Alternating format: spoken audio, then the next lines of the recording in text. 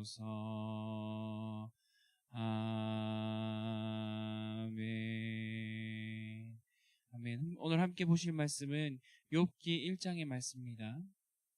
욥기 1장 1절에서 12절까지 말씀을 한 절씩 교독하도록 하겠습니다. 욥기 1장 1절에서 12절까지의 말씀입니다. 우스 땅에 욥이라 불리는 사람이 있었는데 그 사람은 온전하고 정직하여 하나님을 경외하며 악에서 떠난 자더라. 그의 소유물은 양이 7,000마리요 낙타가 3,000마리요 소가 500결이요 암나귀가 500마리이며 종도 많이 있었으니 이 사람은 동방 사람 중에 가장 훌륭한 자라.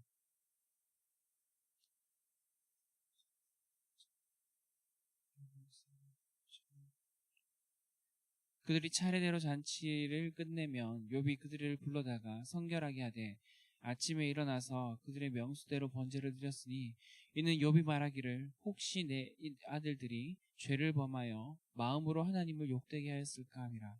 욥의 행위가 항상 이러하였더라.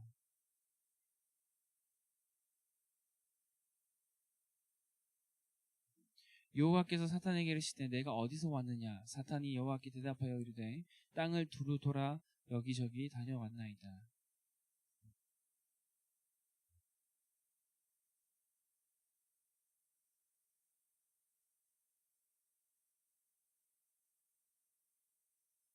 사탄이 여호와께 대답하여 이르되 욥이 어찌 까닭 없이 하나님을 경외하리이까.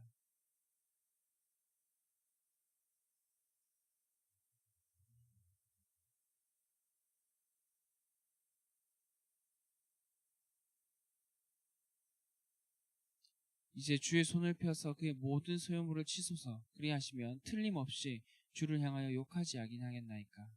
여호와께서 사단에게 이르시되 내가 그의 소유물을 다 내 손에 맡기노라. 다만 그의 몸에는 내 손을 대지 말지니라. 사단이 곧 여호와 앞에서 물러가니라. 아멘. 오늘도 기도로 하루를 시작하시며 하나님께서 채우시는 기쁨과 평안이 가득히 넘치시는 성도님 되시기를 간절히 소망합니다. 만약 성도님들께 딱 하나의 기도 제목이 바로 이루어진다고 하나님께서 말씀하신다면 어떤 기도 제목을 말씀하시겠습니까? 물론 하나님께서 이런 방법으로 일하시지는 않으시지만 어쩌면 우리는 늘 이런 기대감으로 기도하고 있는지는 잘 모르겠습니다.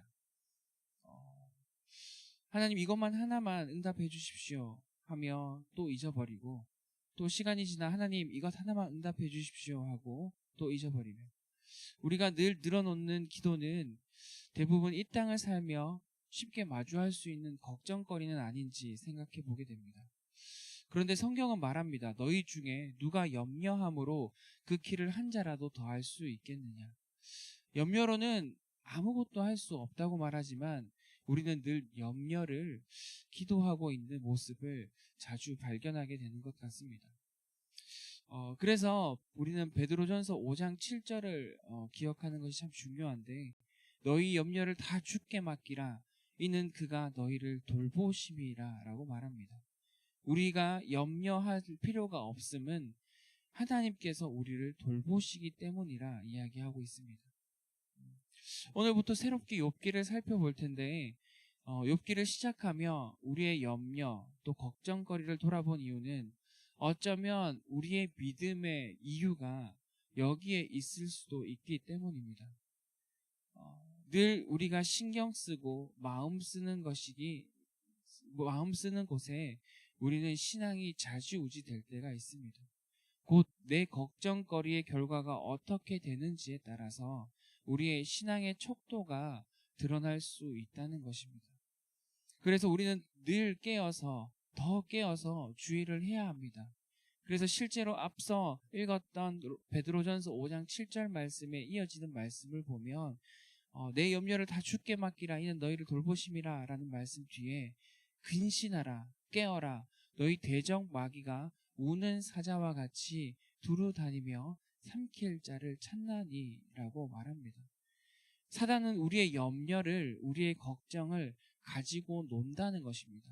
그래서 오늘 본문 7절에도 여호와께서 사단에게 이르시되 내가 어디서 왔느냐 했을 때 사단은 여호와께 대답하되 이 땅을 두루 돌아 여기저기 다녀왔나이다 라고 말하는 것입니다. 즉 사단은 계속해서 우리가 걱정해서 헤어나오지 못하게, 본질에 집중하지 못하게, 그리고 오늘 본문을 보면 사단의 모든 방해를 또 하나님께서 허락하시는 모습도 찾아볼 수 있습니다. 11절 12절을 보면 사단이 이렇게 말합니다. 이제 주의 손을 펴사 그의 모든 소유물을 치소서, 그리하면 틀림없이 주를 향하여 욕하지 아니하겠나이까. 이렇게 말하는 사단의 말에 하나님께서는 12절을 보면 여호와께서 사탄에게 이르시되 내가 그의 소유물을 다 내 손에 맡기노라. 다만 그의 몸에는 내 손을 대지 말라. 사단이 곧 여호와 앞에서 물러가니라 라는 말씀을 보면 결국 하나님께서는 그 상황을 허락하신다는 겁니다. 말씀을 자세하게 보면 하나님께서는 우리를 치지 않으십니다. 분명 사단이 그 일을 합니다. 하나님께서는 우리를 넘어뜨리고 멸하는 마음이 조금도 없으십니다. 그런데 사단의 이 말에 하나님께서 허락은 하십니다. 조금 바꿔서 생각하면 사단도 하나님의 허락 없이는 우리를 절대로 해할 수 없다는 것입니다. 하나님의 허락 없이 우리의 소유 조금이라도 가지고 장난칠 수 없다는 겁니다. 때로는 우리가 삶을 살다 보면 우리가 가진 소유를 잃으면 다 잃은 것 같습니다. 그래서 세상 사람들은 소유를 잃으면 인생이 다 끝난 것처럼 여기며 스스로 목숨을 끊는 사람들도 세상에는 마주할 수 있습니다. 그러나 말씀을 보면 내가 그의 소유물을 다 내 손에 맡기노라. 다만 그의 몸에는 내 손을 대지 말라 하면서 사단의 장난질을 하나님께서 허락하실 수 있지만 우리의 몸은 털끝 하나라도 건들지 못하게 하시고 지키시는 것이 우리 하나님이시라는 겁니다. 그러면 오늘 말씀에서 하나님께서 사단의 일을 굳이 허락하신 이유는 무엇일까요? 분명한 이유는 먼저 8절을 보면 여호와께서 사단에게 이르시되 내가 내 종 욥을 주의하여 보았느냐? 그와 같이 온전하고 정직하여 하나님을 경외하며 악에서 떠난 자는 세상에 없느니라 라고 말씀하시며, 사단이 먼저 욥에 대해서 이야기한 것이 아니라 하나님께서 먼저 욥에 대해서 언급하시는 부분을 우리는 볼 수 있습니다. 이 말씀은 우리가 하나님을 향한 믿음은 한없이 작을 때도 있고 또 믿음이 크고 진한 것 같아도 상황에 따라서 우리가 믿음이 흔들리는 모습을 스스로 쉽게 발견합니다. 그러나 하나님의 우리를 향한 믿음은 언제나 동일하고 확실하다는 것을 이 말씀을 통해서 드러내고 있는 것입니다. 즉 택하신 백성, 택하신 자녀에 대한 마음이 하나님께서는 확실하다는 것입니다. 내가 택한 백성은 내가 믿는다. 내가 택한 자녀는 내 자랑이다 라고 하나님께서 말씀하고 있는 것입니다. 이렇게 말씀하실 수 있는 이유는 히브리서 10장 14절을 가면 이렇게 말씀하십니다. 그가 거룩하게 된 자들을 한 번의 제사로 영원히 온전하게 하셨느니라. 즉 하나님께서 온전하게 하셨고 하나님께서 온전하게 하시기 때문에 하나님의 마음은 이 온전함에 있어서 우리에게 확실한 것입니다. 이 온전함으로 인해서 어떠한 방해도 하나님께서 그 자리에 계신 것처럼 욥의 자리, 우리의 자리도 하나님의 백성, 하나님의 자녀의 자리로서 확실하다는 것입니다. 그래서 사단이 어떻게 흔들더라도 하나님은 이 하나님의 온전하심으로 여전히 우리를 온전하다 하시는 것입니다. 또 다른 이유가 있는데 이것은 욥의 결말과도 같습니다. 말씀을 읽을 때 저자의 의도를 가장 오해하기 쉬운 책 중에 하나가 욥기라고 합니다. 왜냐하면 욥의 고난이 시작되고 찾아온 친구들이 옳은 말만 합니다. 그래서 따로따로 읽다 보면 좋은 말들이 많아서 위로가 되기도 하고 도전이 되기도 한데 전체적인 맥락으로서 욥기를 이해하기 어려울 때가 있다고 하는 것입니다. 또 욥의 모습을 통해 고난과 인내를 이야기하며 고난에 집중하고 인내에 집중하면서 본 의도를 흐리게 될 때도 있다고 합니다. 그러나 야고보서 5장 말씀을 보면 그 인내의 목적을 분명하게 드러내고 있습니다. 야고보서 5장 11절을 보면 보라 인내하는 자를 우리가 복되다 하나니 너희가 욥의 인내를 들었고 주께서 주신 결말을 보았거니와 주는 가장 자비하시고 긍휼히 여기시는 이시니라. 아멘. 곧 욥기의 결말이라고도 할 수 있고 하나님께서 사단의 일을 허락하시기도 하시는 하나님의 우리를 향한 목적은 바로 너희가 욥의 인내를 들었고 주께서 주신 결말을 보았거니와 바로 여기에 있습니다. 즉 인내를 통해서 우리가 보아야 하는 것은 우리의 결말이 아니라 주님께서 주시는 결말이라는 것을 이 야고보서를 통해서 말씀하고 있는 것입니다. 사람들은 개인의 소원, 즉 자신이 세워놓은 소원이 이루어지기를 바라면서 살아갑니다. 그러나 그 개인의 소원과 개인의 바라는 결말은 계속해서 염려와 근심을 가져다 줍니다. 걱정만 늘어가는 것이죠. 그러나 하나님의 결말, 방금 읽었던 야고보서의 말씀처럼 주께서 주신 결말을 욥이 보았다는데 그 결말의 내용을 보면 주는 가장 자비하시고 긍휼히 여기시는 이시라고 말씀하고 있는 것입니다. 즉 욥이 인내를 통해서 본 것은 하나님의 하나님 되심과 그 하나님께서 나를 향한 긍휼하심이 얼마나 큰지를 그곳 자리에서 목도하게 됐다는 것입니다. 바로 이것이 하나님께서 말씀하시는 욥의 예배였고 그것이 바로 은혜의 자리였다라고 말하고 있는 것입니다. 앞으로 계속해서 욥기를 살펴볼 텐데 택한 백성, 택한 자녀를 향한 확실한 하나님을 느끼시며 사시고 또한 내가 정해놓은 결말을 기대하며 기도하는 것보다 하나님께서 주시는 결말을 기대하며 기도하시는 복된 성도님 되시기를 주님의 이름으로 간절히 축복합니다. 또 욥을 통해 계속된 고난을 살펴보시면서 주님의 긍휼, 주님의 안식을 누리는 유일한 방법을 깨닫고 정말 누리며 사시는 성도님 되시기를 간절히 소망합니다. 이처럼 택한 백성, 택한 자녀, 또 내가 생각하는 결말이 아니라 주님께서 주시는 결말, 이 두 가지를 생각해보면 우리의 온전함은 분명히 하나님께 있다는 것을 우리는 알 수 있습니다. 즉 은혜의 영역이라는 것입니다. 그런데 그럼에도 불구하고 욥의 삶을 살펴보면 단순히 은혜만 의지하며 사는 것이 아니라 행동하고 실천하는 믿음의 태도를 우리는 살펴볼 수 있습니다. 계속해서 말씀을 볼 때 욥의 9절에서 보면 사단은 욥이 까닭 없이 하나님을 경외하는 것이 아니라고 말합니다. 그래서 10절에 가면 그 이유를 소유물을 넘치게 하셨고 하는 것마다 복되게 하셨기 때문에 욥이 이렇게 하나님을 잘 섬기는 거 아닙니까? 라면서 욥은 사단은 하나님께 이야기합니다. 어쩌면 우리의 공감이 일어나는 부분일지도 모르겠습니다. 우리는 기도할 때를 보면 하나님 이 정도만 누리게 해주십시오. 많은 욕심은 아니지 않습니까? 주님 우리 가정 이 정도만 살게 해주십시오. 그러면 더 많이 헌금하겠습니다. 하나님 우리의 자녀 이렇게는 살게 해주십시오. 그러면 더 많이 섬기겠습니다 하며 우리는 기도 가운데 하나님 앞에서 조건을 걸 때가 있는 것 같습니다. 그러나 이 조건이 갖춰져야지만 마치 신앙이 세워질 것처럼 신앙이 기도인 것처럼 착각하며 기도하는 것은 아닌지 생각해 보아야 한다는 것입니다. 실제로 오늘 본문을 보면 욥은 수많은 복을 누리고 있습니다.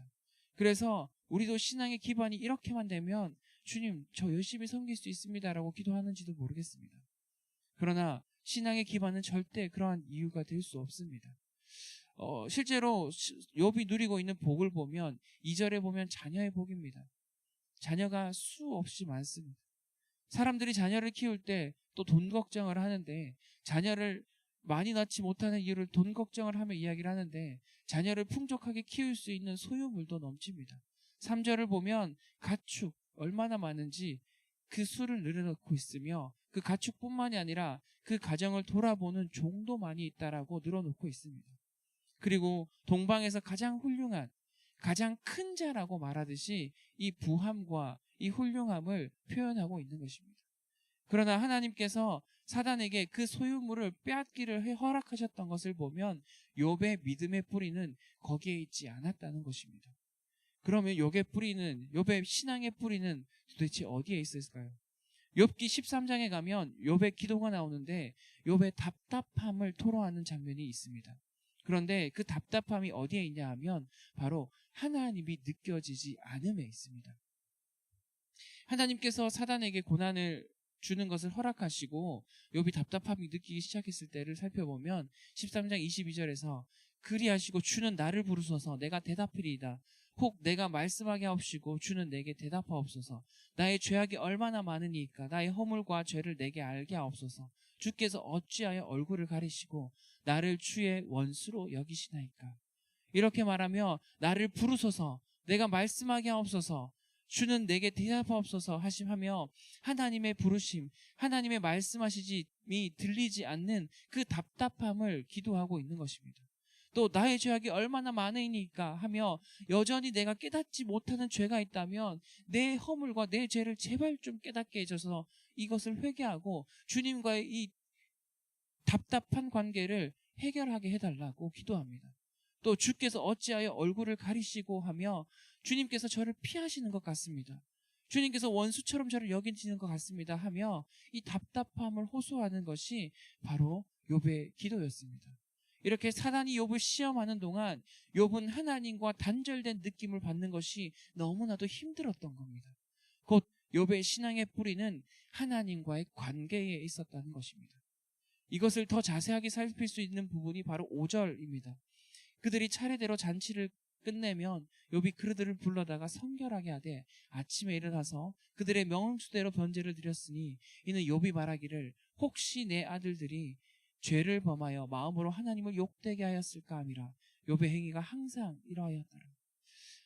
이 말씀은 4절을 보면 아들들이 자신의 생일에 매번 잔치를 베풀고 형제들과 함께 시간을 보내는 것을 볼 수 있는데 그것으로 끝내는 것이 아니라 잔치 이후에 혹시 내 아들들이 죄를 범하여 마음으로 하나님을 욕되게 하지는 않았을까 하며 잔치를 하다 보면 업된 기분에 혹시나 마음으로 입술로 죄를 짓지는 않았을까 염려하는 모습으로 아들들이 죄로 인해서 하나님과 멀어지지 않도록 자신이 하나님과 관계를 중요하듯이 아들들도 하나님과 관계를 중요하게 여길 수 있도록 마음의 죄까지도 돌아보며 예배하게 하는 것이 바로 욥의 일상의 삶의 태도였다는 것입니다.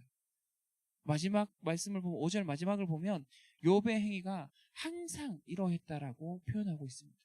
즉 욥이 항상 예배를 주의했다는 겁니다. 말씀을 다시 보면 이 예배의 목적은 분명합니다. 하나님을 욕되게 하였을까 함이라. 즉 욥은 항상 자신의 자리에서 주기도문의 내용처럼 하나님의 이름이 거룩함 받기를 원합니다. 내 모든 삶에서 하나님의 이름이 거룩히 여김을 받기를 기도하며 실천하는 삶을 살았다는 것입니다. 사랑하는 소망교회 성도 여러분, 우리는 오늘도 하나님의 은혜 아래서 삽니다. 늘 하나님의 은혜와 긍휼하심은 우리를 향해 멈추지 않습니다. 그것이 우리가 이 자리에서 기도하며 하루를 시작할 수 있는 이유일 것입니다. 그래서 이 아침 기도하며 우리는 우리의 마음을 돌아보기를 간절히 소망합니다. 주님께서 우리를 돌아보시는데 내게 무슨 걱정과 염려가 내 마음을 빼앗고 있습니까? 오늘도 나를 향해 찾아와서 나의 마음을 가지고 놀려는 모든 상해 사단의 방해를 뿌리치기를 원합니다. 주님, 나를 향한 주님의 마음을 보게 해주시고 내가 그리는 결말이 아닌 나를 향한 주님 주시는 결말을 보는 하루가 되게 하여 주시옵소서. 때로는 예상치 못한 어려움이 찾아와도 인내하게 하시고 그 인내 가운데 주님의 음성이 들리지 않음에 탄식할 수 있는 오늘이 되게 하여 주시옵소서.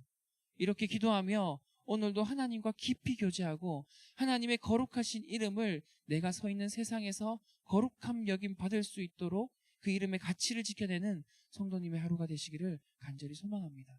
그렇게 오늘을 살아내시며 택한 자녀를 하나님의 긍휼하심을 가득히 누리시는 저와 성도님과 성도님의 가정 되시기를 주님의 이름으로 간절히 기도하며 축복합니다. 기도하시겠습니다. 사랑과 은혜가 풍성하신 하나님 아버지, 오늘도 죽기까지 사랑하셔서 우리를 구원하시고 오늘도 말씀을 통해 우리를 향한 예수님의 마음을 깨닫게 하시니 참으로 감사드립니다. 주님, 우리를 주님의 기쁨과 자랑인 택한 백성, 택한 자녀가 되게 하심에 참으로 감사드립니다. 주님, 그 부르심에 합당하게 우리가 주님의 기쁨으로 살기를 소망합니다. 주님의 자랑으로 살기를 소망합니다. 다른 노력으로 그것을 이루어내는 것이 아닌 주님과 친밀한 매일을 통해서 그렇게 주님의 기쁨으로 살아가게 하여 주시옵소서. 기도의 자리에서 우리의 소망과 바람들만 늘어놓는 삶이 아니라 주님의 마음을 알아 주님의 뜻이 내 기도가 되게 하시고 주님의 이름이 거룩히 여김 받음이 내 기도가 되는 삶 될 수 있도록 주님께서 인도하여 주시옵소서. 우리가 우리의 자녀들을 보는 눈도 이와 같기를 기도합니다. 우리의 다음 세대를 보는 눈도 이와 같기를 기도합니다. 세상의 기준, 세상의 가치들로 이 정도는 되어야 내 기쁨이 되지, 이러한 조건을 갖추어야 내 기쁨이 되지가 아니라 하나님을 즐거워할 줄 알고 하나님 앞에서 하나님의 뜻을 먼저 구하는 자녀가 우리의 자녀가 되기를, 우리의 다음 세계를 되기를 구하는 자 되게 하여 주시옵소서. 혹 세상의 잣대로 자녀에게, 다음 세대에게 바르지 않은 가치를 심어 주었다면 우리를 용서하시고 주님께서 수정해 주시고 주님께서 바른 길로 인도하여 주시옵소서. 주님, 이 시간은 소망교회 성도님의 가정을 위해서 기도합니다. 우리로서는 가정에 찾아온 어려움의 이유를 알 수 없습니다. 주님만 아시고 주님께서 말씀해 주셔야만 알 수 있습니다. 육신적, 정신적, 정서적, 영적 어려움 앞에 주님을 붙듭니다. 우리의 근심 때문인지 사단의 방해 때문인지 우리는 알 수 없으나 어떤 이유이건 그곳에 주님의 놀라운 뜻이 있음을 이 시간 기억하며 기도합니다. 우리의 욕심을 붙들지 않게 하시고 가정마다 주님 주시는 결말을 보아 이 인내의 시간이 기쁨의 시간, 감격의 시간으로 바뀔 수 있도록 주님께서 역사하여 주시옵소서.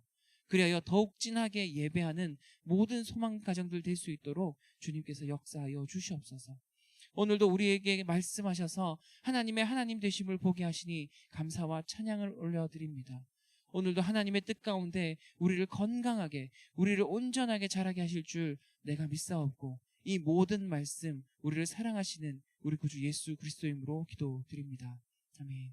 하늘에 계신 우리 아버지여, 이름이 거룩히 여김을 받으시오며 나라가 임하옵시오며 뜻이 하늘에서 이룬 것